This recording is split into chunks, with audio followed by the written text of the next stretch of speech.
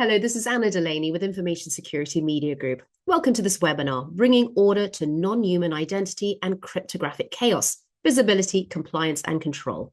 In this session, Aboul-Magd, VP of Product, Cybersecurity Group at SandboxAQ, will share how to gain end-to-end cryptographic visibility, streamline compliance, and prepare for post-quantum challenges using practical frameworks and unified observability without disrupting existing infrastructure. Before we begin, very briefly, let me tell you a bit about ISMG. We're a global education and intelligence firm, and you may know us best by our 30+ international media sites. Just a bit of housekeeping. If you have any questions for our speaker during the course of this session, please submit them via the chat window on your screen. And if anyone should experience any technical issues while viewing today's webinar, please email webinars@ismg.io. And now about today's sponsor. SandboxAQ is an enterprise SaaS company providing solutions at the nexus of AI and quantum technology to address some of the world's most challenging problems. SandboxAQ provides comprehensive cybersecurity capabilities to global organizations. And about our speaker. Mohammed is VP of Product for SandboxAQ's Cybersecurity Group, where he drives the development of innovative security solutions. Prior to SandboxAQ, he served as VP of Product at Sneak, the industry-leading developer security platform, where he led the launch of Sneak Code, an AI-powered SaaS product that rapidly achieved $100 million in ARR. So with the introduction done, Mo, it's over to you. Thank you, Anna. So my name is Aboul-Magd. I lead product for SandboxAQ's Cybersecurity Group. And what we're going to be talking about today is introducing AQtive Guard, which is a non-human identity and cryptography management platform. So before diving into the capabilities of AQtive Guard, just taking a little bit of step back and just talking about the industry as a whole and some of the problems that exist out there around credential management and around cryptography management as a whole. Now, there's a number of different problems out there that's causing a lot of business risk. There's four in particular that we wanted to touch on in this presentation. The first is around non-human identity and credential management.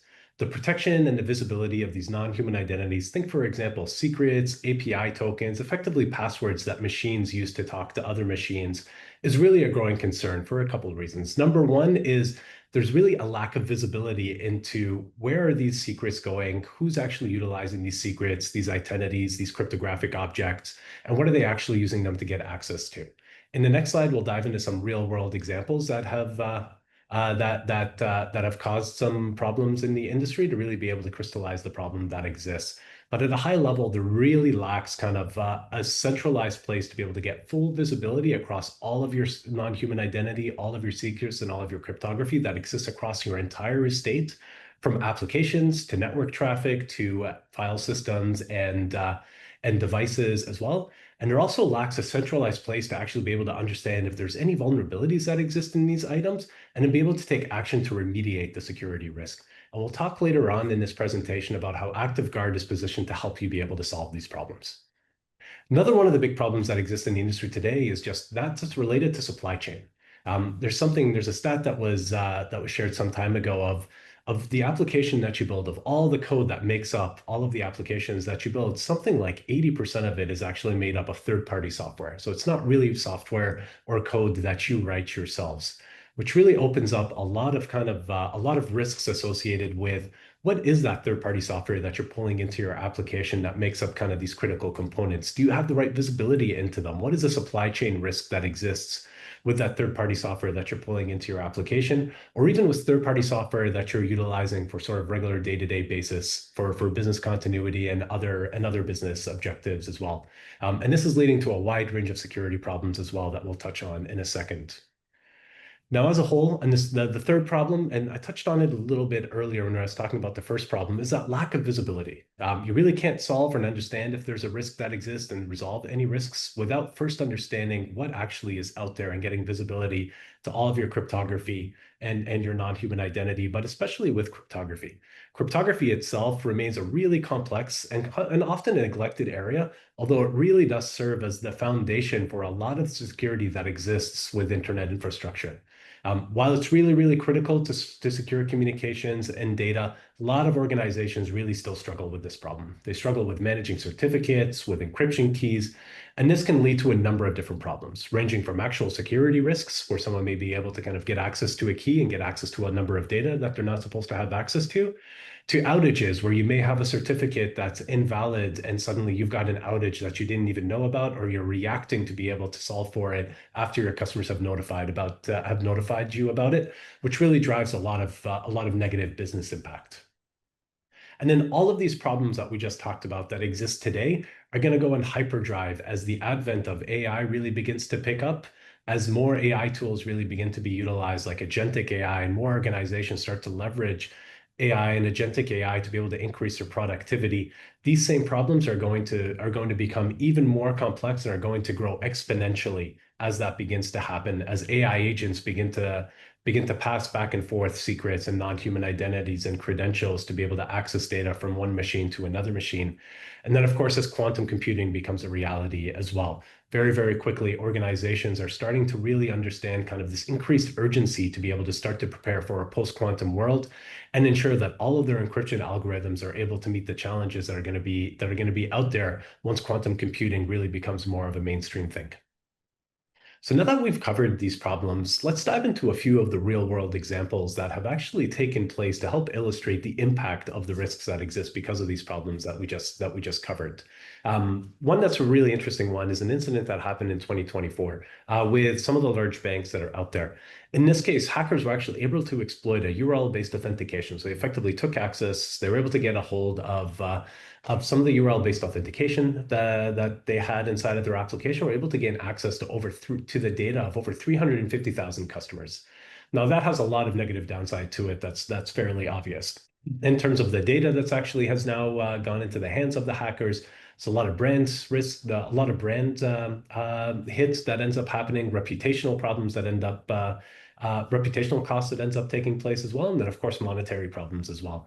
So a lot of private organizations are struggling with this problem, and just a couple real world examples of organizations that have been impacted by this problem and some of the kind of the monetary and the specific impact that they've had by not being able to really get visibility into these items that we just talked about and being able to kind of resolve the risk in a time frame that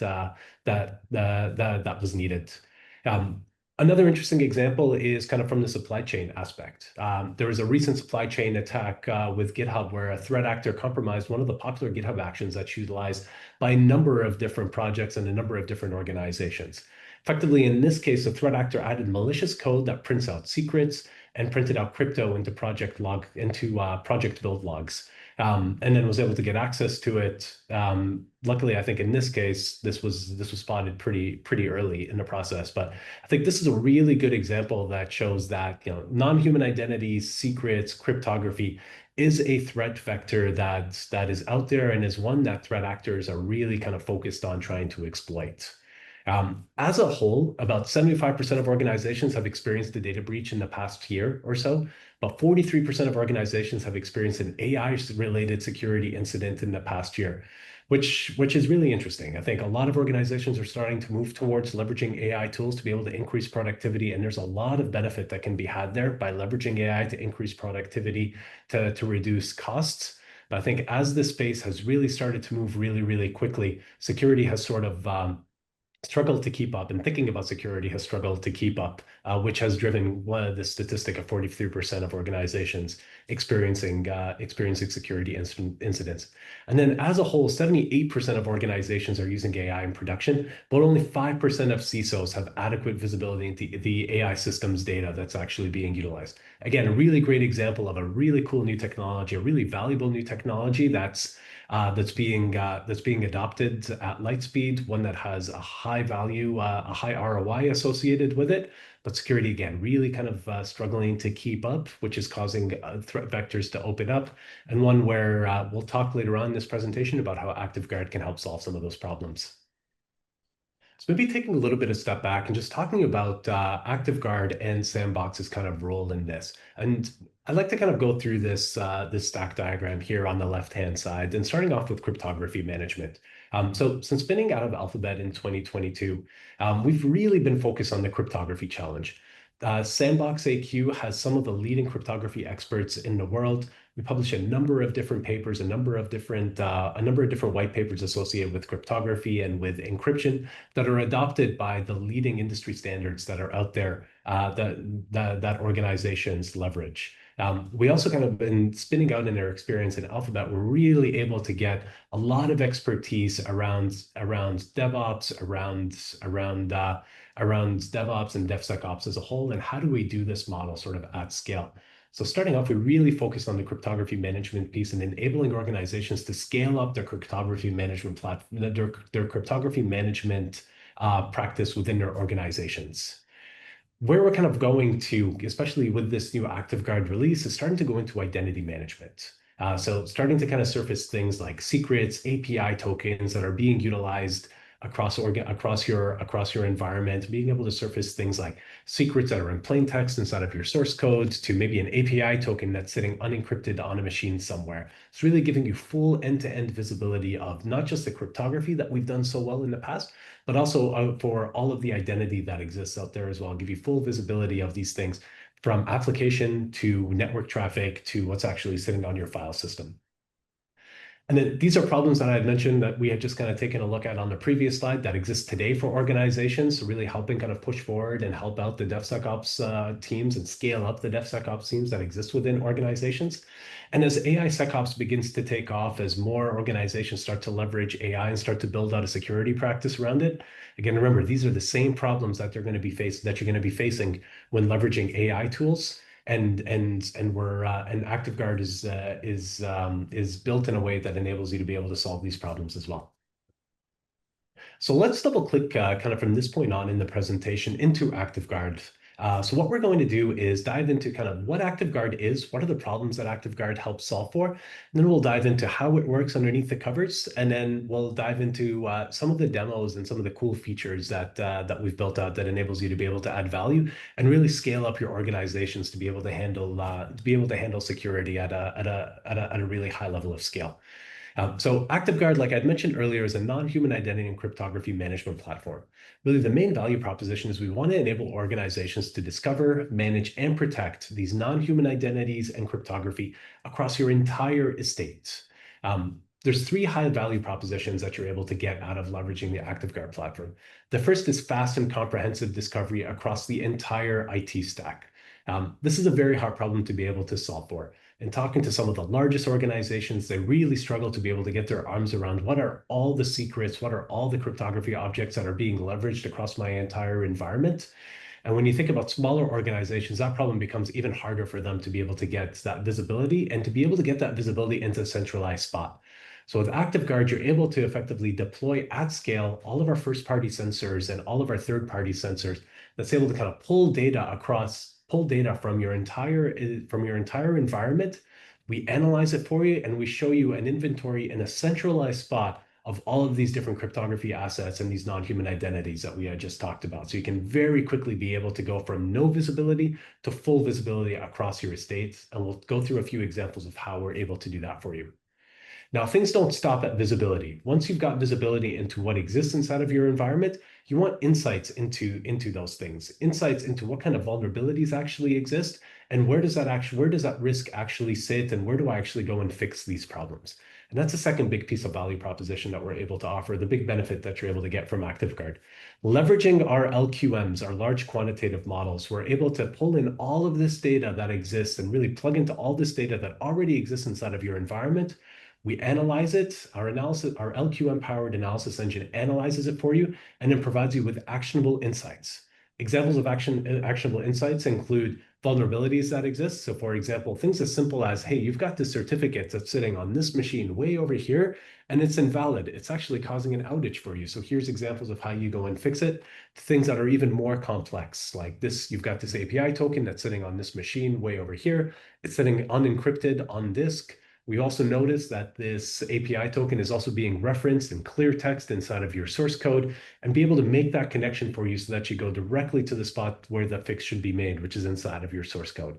And that's all powered and being driven by our LQM-powered analysis engine that provides you these really actionable and important insights to be able to remediate the risk that we're able to find. Then automated remediation and enhanced protection. We don't just want to be able to show you problems, you also want to be able to find out how do you actually fix and remediate these problems. And there's a few capabilities that we're going to touch on in the product and in the platform that help you be able to do that very quickly. One of those capabilities is a proprietary AI cryptography expert. So this is an LLM-powered cryptography expert where you can ask it questions to better understand the vulnerabilities that we've surfaced, better understand why these things are a problem, and then provide you with guidance about how do you actually fix the problem. We'll also touch on some other capabilities that are going to be coming shortly on the roadmap around giving you real-time visibility into the usage of these non-human identities and these cryptographic objects, and being able to build policies to be able to automatically remediate any of the potential problems that's happening in real time so that these risks effectively don't ever happen again, or if you've got full visibility into them, it can take action on them immediately. So everything starts off with, let's plug into your existing environment and start to leverage the data that's already out there. And there's a couple really great benefits to this. Number one is fast time to value. You can leverage existing tools and existing products, existing security products that you've already deployed inside of your environment. We'll be able to pull on all of these different data points and provide you with that rich insight that I just mentioned. And we'll be able to do this across every single point of your environment. So be able to plug into your development environment by plugging into application security products, by plugging into integrating into CBOMs, for example. Be able to plug into your CI/CD as well, where you can start to send us data using some of the common tools that you already have out there that are deployed within your CI/CD. Able to plug into your file systems as well, into existing products that you have deployed, like CrowdStrike, ServiceNow, Palo Alto, and into your network traffic as well. So you can start to send data and start to see insights immediately. And then you're able to complement those with what we call our first-party scanners. So these are agents or scanners that we've built out, that Sandbox has built out, that goes really, really deep. These can be deployed to your application, be deployed to analyze your file systems, be deployed to analyze your network traffic, to be able to go really deep and surface all the non-human identity and all the cryptography objects that exist in each one of these different areas.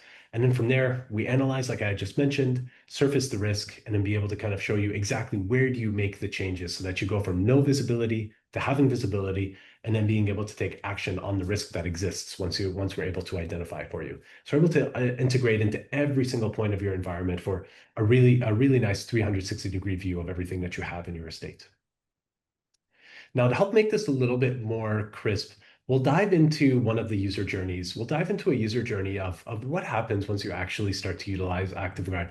And I like to use this diagram to kind of take you through kind of what happens behind the scenes and what are kind of the different points where you kind of start to see value with the product. Now, everything starts on the left-hand side where you start to plug in data like I just mentioned. We support, like I just mentioned, all the different third-party integrations that we have available, and this is a very growing list of third-party integrations as well. We're going to be adding more and more third-party integrations as the year goes on. These are some of the ones that we support today, and then we also support a number of first-party integrations, like I had mentioned as well. So oftentimes customers actually deploy both because we're able to get more data and get a richer insight into the data that we're able to capture. We then pass that through to our analysis engine, which is our LQM powered analysis engine that's able to really kind of pull out a number of different interesting insights and build what we call an inventory knowledge graph. So these are all the cryptography objects. So think, for example, all the keys, all the certificates, the handshakes, the secrets that exist across your entire environment. We're able to give you a full view of that, and we're able to show you the connections between them. So for example, on this machine that we were able to find, here's all the keys that we found, and here's all the certificates that we found that are sitting on this machine. And build this for you in sort of a graph-like structure. So you can get a very quick view of the relationship between all of these things and be able to take action on them. So the important thing is not just the fact that there's a certificate that we found that has a problem with it. You want to know where that certificate lives so you can quickly go and be able to make the change. And that's what the inventory knowledge graph really enables you to be able to do in a very quick and easy type of way. Now, once we've built this inventory, we've gone from zero visibility to within a few minutes, complete visibility of what exists inside of my estate. We now want to understand the risk that exists. And that's where we apply our rules. Our rules are a set of vulnerabilities that we look for that can span anything from, for example, invalid certificate is found to, hey, you're leveraging an encryption algorithm that isn't post-quantum safe. There's a number of different rules that look for these vulnerabilities that we ship for out of the box. which adhere to some of the common standards out there, like NIST, for example. And we also have a post-quantum profile set of rules that ships out of the box as well that we can analyze for. And these rules are really, really flexible. We want to make sure you can look for any type of vulnerability that's important to you. We've got a custom rules builder where if there's any rules or any types of vulnerabilities that we don't look for out of the box, you can add your own rule to be able to look for that vulnerability, leveraging our language that we call AQL. It's a SQL type language, very easy to be able to write. And later on, we'll show you I'll be showing you what that looks like and how easy it is to be able to write your own vulnerabilities, be able to write your own rules to look for vulnerabilities that are important to your organization. And then you can also be able to reduce noise as well. So we have a number of different capabilities within the product to be able to go from all the risk and all the vulnerabilities that we found to be able to really hone in on the ones that are most important to you and the ones that are most actionable. Actionable can mean, hey, these are the ones that live within my environment that can go action, as opposed to ones that are coming in with third-party software that you really don't have sort of control over. You need to talk to a vendor to be able to go and fix them. And actionable can also mean kind of reduction of noise of, this is not as important of a vulnerability for me to fix today. I want to do noise reductions so that my team doesn't see these vulnerabilities again for some period of time. So you focus on only the most prioritized vulnerabilities that you want to be able to solve for. The way we do that is through a series of filtering. So you want to be able to filter out noise to be able to focus on the things that are most important to be able to fix. One of the capabilities that we offer in the product that enables you to be able to do that is filtering. Now, there's a lot of filtering that's available to be able to leverage to minimize noise, including being able to filter out any of the cryptography objects, any of the issues that may appear inside of third-party software. So, for example, there's a certificate that's on a Linux-based image that's not really within your control, you can filter that completely out. And I'll touch on a later slide of how our LQM-powered engine is able to provide those insights and enrich the data that we're able to pull so that you can filter out those things that aren't really actionable by you, so you can focus on the things that are most important for you to be able to fix.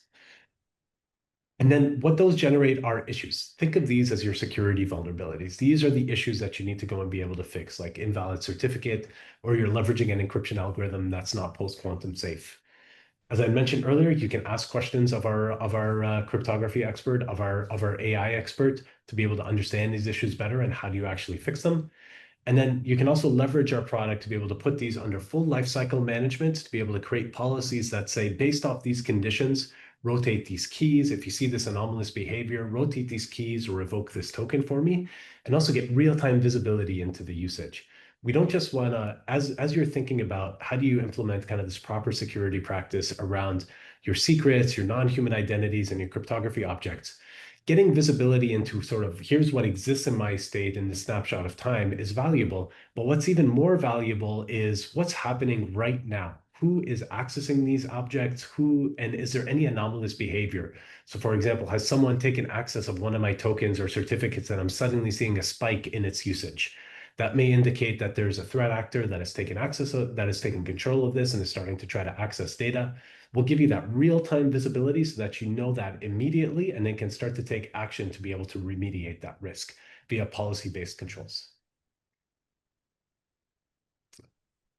So before diving into some of the demos of the product that we've got lined up for you, I'll take a little bit of a step back and just talk about the Cyber LQM and some of the enhancements and some of the enrichments that we're able to provide that's being leveraged by our large quantitative model is driving, and the analysis that it's able to do. Now, we train our large quantitative model on two different types of data sets. One is our proprietary data. So what we use as a training set is billions and billions of entries on public and private sector inventories, and that's also enriched by a world-class cryptography team. We pull in all of this data and use it as a training set for a large quantitative model. What we want to try to do is effectively be able to surface information for you like, hey, we found this certificate, but this certificate is actually associated with a public Linux-based image somewhere. That information is really, really useful with the example that I mentioned earlier of filtering out the noise and getting directly to the item that you can control and that you can take action on. We also train on a bunch of information that exists within your infrastructure. The data that we're able to pull in We look at all the meta information that exists, all the inventory that exists, and some added information that's available by our sensors. So this is where all the data that comes in from the third-party sensors and the first-party sensors, we use all of that information as well. We analyze those with our Cyber LQM, and then what outputs is rich and actionable data. So metadata for filtering, like the example that I just mentioned, metadata for clustering, so being able to show you, hey, we found this machine and we found all of these identities and cryptography objects on this machine, and here's the application that's running on this machine, and here's kind of where you and all the relationships between them. And then we're also able to give you some contextual guidelines around these things as well. And really, the end result to you as a user is an efficient noiseless exploration. So you can filter out all the noise that we had just mentioned to the things that are most important to you. Really accurate root cause. You can pinpoint the exact machine and the exact application where you need to make the change to be able to resolve any of the security vulnerabilities we're able to find, and then actionable inventory as well.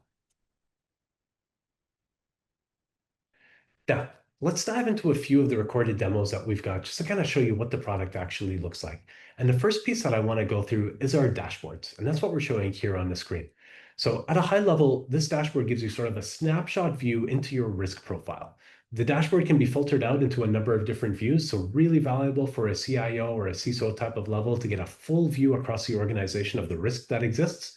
What are the assets that are at risk that we found? For example, how many vulnerabilities did we find on your applications, on your network, on your endpoints?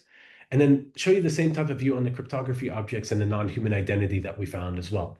Of all the certificates that we found, for instance, that's being shown in this example, about 5% of them actually have problems associated with them.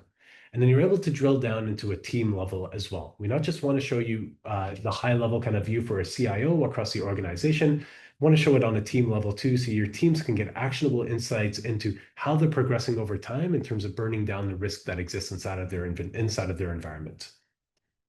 On the left-hand side, you see some of the information around the vulnerabilities that we have. So in this case, we're double-clicking into the RSA key is too short vulnerability, provide you with a number of information, sort of a description around what does this vulnerability actually mean. We show you the actual source code for this vulnerability that's highlighted underneath this matched rule. So if we were to actually click on it and open it up, we'll show you the source code so you can get a really detailed understanding of what we're looking for and why we highlighted this as a vulnerability. Risk factors shows you why this is a risk to your organization and why you should go about fixing it. Then we also show you all the vulnerabilities, all the keys or the cryptography objects and non-human identities that have this type of vulnerability. So in this case, we're showing the keys that have an RSA key that's too short, that doesn't provide enough resistance to any key recovery attacks that are out there. So really pinpoint the vulnerabilities, why these vulnerabilities matter, and then how do you go and fix them. Let's dive into rules profiles. So you can think of rules profiles as a collection of rules. We ship with a number of out-of-the-box rules where by default we'll run all of the rules, which look for all the vulnerabilities that we support, which you can see here on the right-hand side. But if there are specific results or specific vulnerabilities that aren't important to your organization, or maybe you have a specific project that you want to be able to go and solve for that you're running, that you only really care, for example, these two specific rules that we see on the screen, that's not a problem. You can create a rules profile that only consists of these two specific rules, and every time this rule profile is run, it'll only look for these two vulnerabilities that we activated. Really, the value here is filtering noise ahead of time. If you know that these are the only two vulnerabilities that are really important to your project, you can just ensure that these are the only issues. You'll only see issues associated with these two rules, and then it'll be able to shorten the time for you to be able to get to exactly where the vulnerabilities exist that you need to be able to action, and then how do you go and be able to solve for those vulnerabilities as well. So you can add your own and create your own profiles like we're showing here. And then you can also, and we also ship with a number of out-of-the-box profiles as well for NIST standard, for PQC standard. And over time, we're going to continue to add additional rules profiles that look for common standards that are out there so that out of the box, you can be able to solve for those immediately.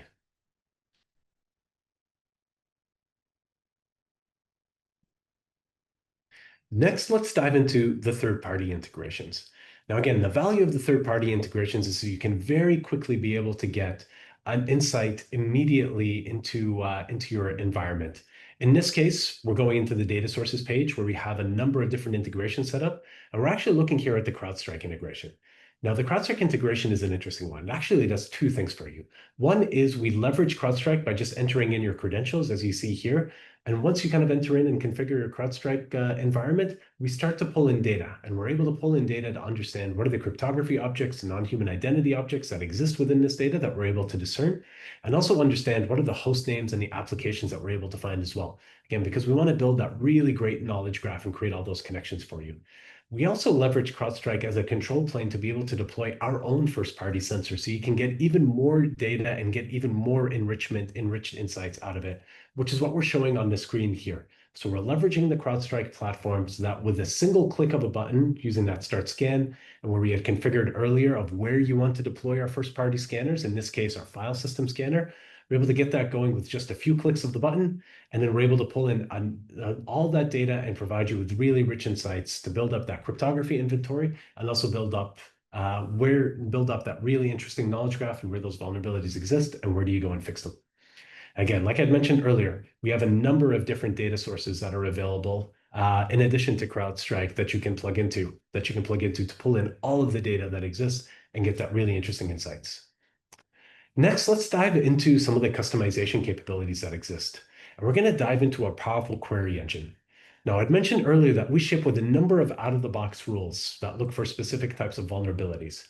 Now, if there's any vulnerabilities that are important to you as an organization that we don't support, you can add those. And that's what we're looking at the screen here using our rules builder. So inside of our rules builder, you can jump in and actually create your own rules, leveraging what we call AQL, which is our AQL language. And this is what you see here on the screen, which is our rules builder. You can look for any type of vulnerability. Once you build out that rule will run alongside all of our out-of-the-box rules as well. You can add that rule to any rules profile like we had looked at earlier, and effectively be able to look for any vulnerability that's important to you in an organization. You can add rules using the rule builder that we're showing on the screen here. And for our power users, we give you access, which we're not showing on the screen here, but we also give you access to be able to just write AQL, which again is a SQL-like language, be able to write the code directly to be able to look for any vulnerability that's really important to you as an organization. And you can add all the metadata around this as well, like the name of the rule, the name of the vulnerability you're looking for, and the severity level of what this rule should have. When this rule actually finds something, what the severity level should be. Next, let's dive into kind of taking a look at once we actually find a vulnerability, how do you fix it? Now, earlier when we were looking at the dashboard, we saw some of the information that we make available as a part of all the vulnerabilities that exist. So we talk about what the vulnerability is, why it's important, why it's a risk, and we provide you a lot of documentation, user documentation, about how do you actually go about fixing that vulnerability. What we're seeing on the screen here is our AI assistant. So another tool that's a part of this platform that helps you be able to very quickly understand, your users understand a vulnerability. In this case, we've got a vulnerability about SHA-1. We're asking the AI assistant to tell me more about SHA-1, give me some recommendations about how I should go about fixing it. The goal here is to try to do two things. One is shorten the time to be able to resolve a vulnerability. And then the second part is to also be able to empower users to become cryptography experts by having this LLM-based capability riding alongside them that helps them sort of up-level all of their cryptography knowledge and knowledge around non-human identities as well. This LLM is not trained on any customer data. This is purely trained and fine-tuned on our documentation, which is all the same public documentation that's in our user guide. Now, the last capability I want to be able to show inside of the product is the real-time visibility and the automatic remediation piece. On the left-hand side, what we're showing is real-time visibility into, in this case, certificates. So all the certificates that you have in your organization, we provide you with the ability to be able to deploy what we call our AQtive Guard Protect agent. This is a small piece of software that sits alongside your application that connects to your KMS, that connects to your certificate authority, and connects to your secrets vaults. And what this enables us to do is effectively, we're able to show you real-time visibility into the usage of these things, like we're showing here on the left-hand side. This bar up at the top shows you kind of the renewals that have taken place. We're also able to show you real-time visibility into who's accessed these certificates and who's actually utilizing it in real time for real-time threat detection and anomaly detection as well. On the right-hand side, we're showing our policy-based controls. So you're able to build policies around how do you actually want to manage these assets based off some conditions. In this case, we're saying that we want to put the certificate under a policy that says every 8 hours it must rotate. And we're able to do that for you. We're also able to do things like leverage kind of different encryption algorithms automatically for you so that you can really become crypto agile. So you don't have to think about the complexities that are involved with this. We just take care of all these complexities for you. All you need to do is just set up a policy. Based off this policy, we'll rotate certificates, we'll rotate keys, we'll revoke secrets, and we'll also ensure that the right encryption algorithms are being utilized as well for you automatically without you having to think about it. So we want to be able to go from going from zero visibility to having visibility across your entire estate of all the non-human identities and cryptography objects that exist, to understanding the vulnerabilities that exist and how do you actually solve those vulnerabilities, to actually then getting real-time visibility around them and having policy-based controls to be able to automatically remediate any issues that might come up in real time, and really being able to kind of lift up the security posture of your entire estate. That concludes the webinar, where we dove into the details of AQtive Guard, which is a non-human identity and cryptography management platform. To learn more, please go to activeguard.com or feel free to contact us at sales@sandboxaq.com. Thank you. Thank you. This has been great, Mo. Very educational and insightful, and we appreciate your time and expertise today. Of course. Thank you so much. I also want to thank all of our attendees for taking time out of your day to attend this webinar. I trust that today's session offered valuable insight into simplifying cryptographic management and strengthening cybersecurity readiness. We hope to see you again soon at one of our events. For Information Security Media Group, I'm Anna Delaney.